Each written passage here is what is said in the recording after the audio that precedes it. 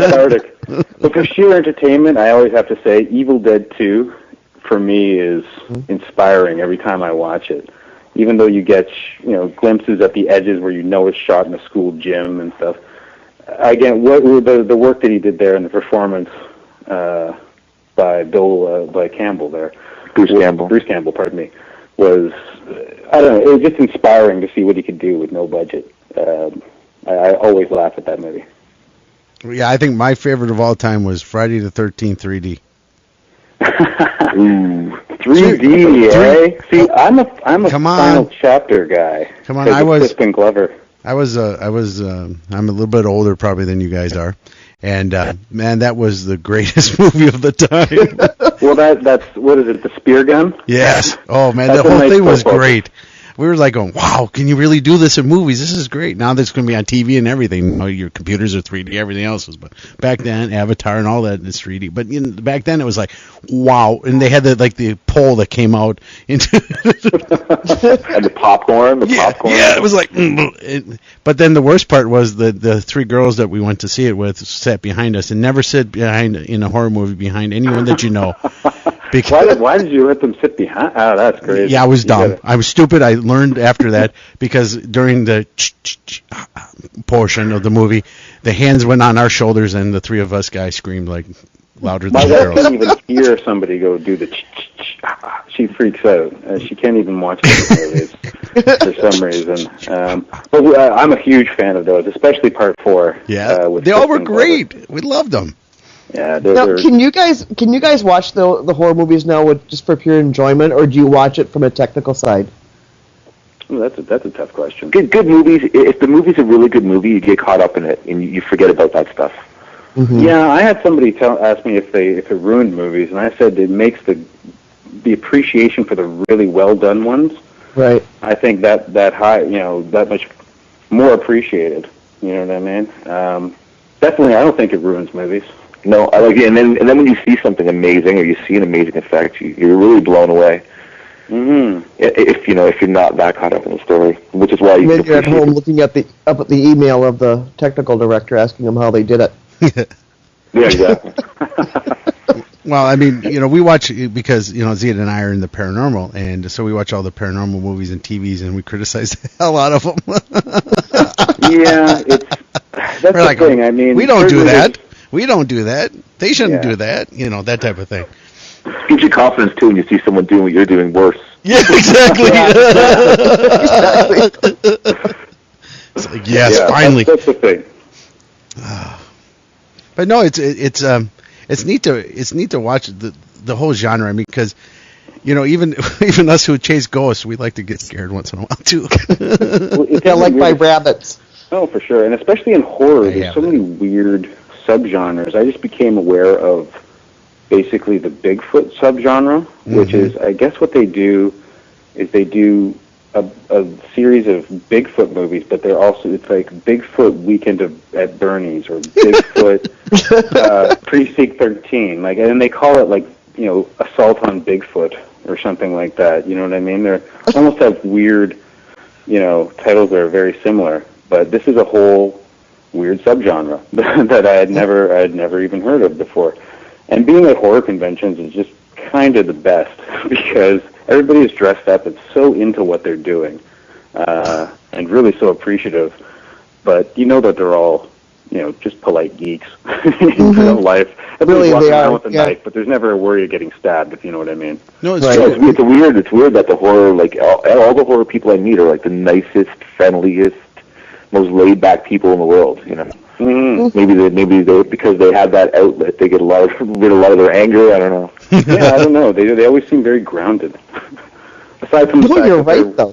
Yeah, aside from the fact that they're carrying maybe a fake severed head and covered in blood or a Michael Myers mask or something like that. They seem very grounded. Aside from all that stuff, they're great people. Well, people I don't know very well, if I give them a copy of the movie, they do look at me a little cockeyed the next time they see me. Oh, I've been fired from jobs that had nothing to do with the movie because. Oh, really? Oh yeah, I was editing a TV show, and I had this producer, just total hack, but he basically was grabbing me around the shoulder, talking to me like he's Harvey Weinstein, saying, "Buddy, I know you can shoot. I love your work. I'm going to be getting you to direct some stuff for me, and you're going to be my boy," and all this shit. Pardon me, all this stuff. You could swear. And then basically, when he saw I gave the movie to a PA who ended up, going through the ranks. He liked it, and he showed it to somebody else. And I wasn't there, but somebody said, he was the guy who reacted when he saw it and said, he violently said, "I want this deleted from my computer. How can anybody make this? Who would watch this? This is creepy. This is terrible." And I was basically fired that day. Wow. Oh, wow. Yeah. So the funny thing is he actually tried to make a couple horror movies. But anyways. This is better than his. Maybe he had fantasies of being Anthony, and he thought that. Well, that's the thing. I find people who really react to it in a violent way like that. I actually cast a Spockian eyebrow, if you know what I'm saying, in their direction, because it is, as you say, mostly played for, I think, the funny side. And again, that's one of the things we struggle with is you can't actually get in to know what a mind like this would be thinking. Mm-hmm. So we tried, but. Basically, in those scenes where we're talking about it, Anthony, the character, is kind of lying and telling us what he wants us to hear, and really manipulating us through the whole movie. Yeah, we never really get into his head. Yeah, true. Because I always thought that when he smoked and he sat down, that he was like going somewhere else, where he wasn't really telling you. You know what I mean? I was like, I thought that was quite clever. I mean, because he would always say something, but then it would always look like he was like introspective later. You know what I mean? So it just brought it back. I was like, yeah, there you go. Because you don't know what he's really going to do. And I was waiting, and I'm not going to give away. I was waiting for something to happen. The whole movie, I'm like going, I'm like, oh.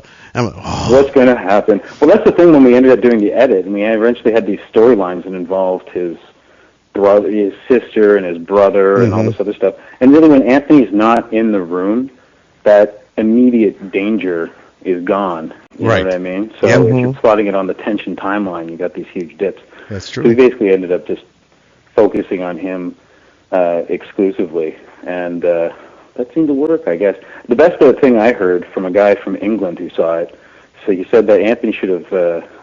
Again, without giving too much away, Anthony should have continued the documentary at the end. He should have retrieved the camera and done his own thing, which is what we're going to be doing on the Twitter and all that sort of stuff. He's going to be doing. Which is actually, we do have a Twitter up. He does have a Facebook site. Okay. Anthony McAllister on Facebook. He is tweeting from prison right now. He's got some amazing recipes and other just kind of following what's happening with the movie and talking about the cities where it's playing. So it's probably got screwed out of his money. He's quite witty. I love it. So that's on Facebook. So make sure you guys go there too. And then the movie is premiering Thursday, the 22nd of April in Milwaukee. Correct. Right, and they're doing a bunch of giveaways. Oh yeah, we have to we're remind going to have signed DVDs, and we're going to have T-shirts and posters. They're very cool T-shirts too. These T-shirts get looks. Yeah, it's got the long thing on it with the definition, culinary term for the human corpse, and then the warning on the back. It's a hot T-shirt. Oh, those are great. And now here's the great thing too: is if you go on the 22nd with Joe, Scott, or myself, you can then call in the following Monday to the Buzz. Right. And if you answer the question right, you will win yourself a prize from the movie. So, once again, if you're there Monday night, or why do I keep saying Monday? Because the show's on Monday night. You call in on Monday night, but if you're there Thursday night, you see the movie, and we'll ask some questions on the show, and you can win prizes from the movie next Monday night after. We'll have some great goodies. That'd be cool. And then and Friday night. How cheap the beer is there? Geez, we might be able to buy the audience a round. Could be. Whoa! Take it easy. Yeah. So I think we get into legal trouble there. Nathan, I'm definitely going to miss not meeting you, but Chris will tell you all the stories. I look forward to them. Hopefully I can remember them. Not after I'm done.